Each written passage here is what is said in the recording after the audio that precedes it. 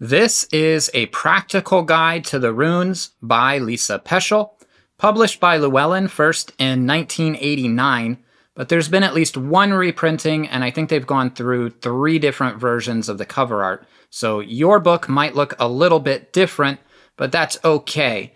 This is one of the only books on runes that I'm not afraid to openly recommend to people because of various reasons that we won't go into today. It's a small book, it's a fairly quick read, but lots of things in here you'll need to reread, reference, and study several times. Let's find out who the author is. So it says, Lisa Peschel, and I do believe I'm saying her name correctly, but if I'm not, I apologize. Lisa Peschel is an artist, a writer, and a pagan of the Wiccan tradition. She actively serves to educate the general public about this natural way of life, in addition to divinatory practice and herbalism. She lives in North Carolina with her son. Now that I've told you who she is, let me tell you what she put on the very first page of this book. It reads, "The runes are simple, earthy symbols rooted in the natural world. If you look and are aware, you can find runes everywhere, in the branches of trees, in cracks in the sidewalk, even in the graffiti scratched onto park benches. The more you allow the runes to be a part of your everyday life, the more comfortable you will be with them, and the more they will speak to you of their inner meanings." I completely agree with that statement. Okay, before I get into the table of contents, there's just a couple of things that I want to point out.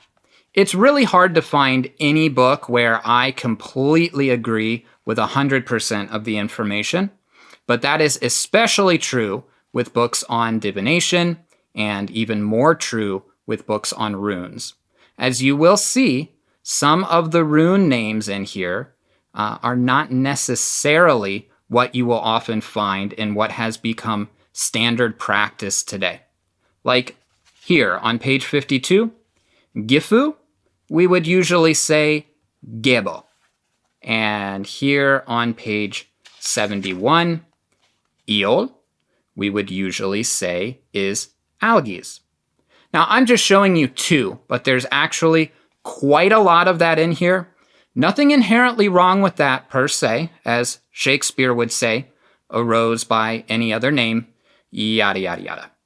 Okay, table of contents. Let's take a look at what is inside this book.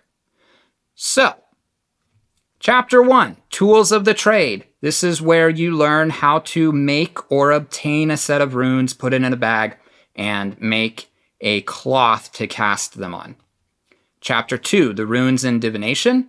This chapter will give you all of the divinatory meanings for the runes.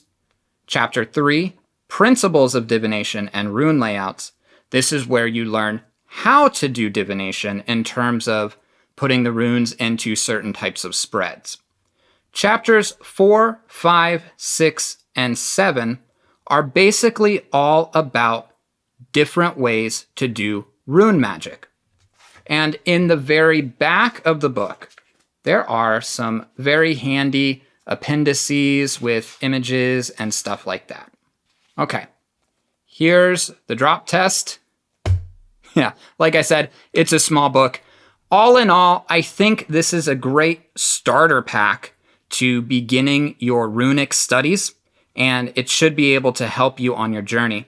There's a link in the video description where you can grab a copy for yourself and then come back here and tell me what you think.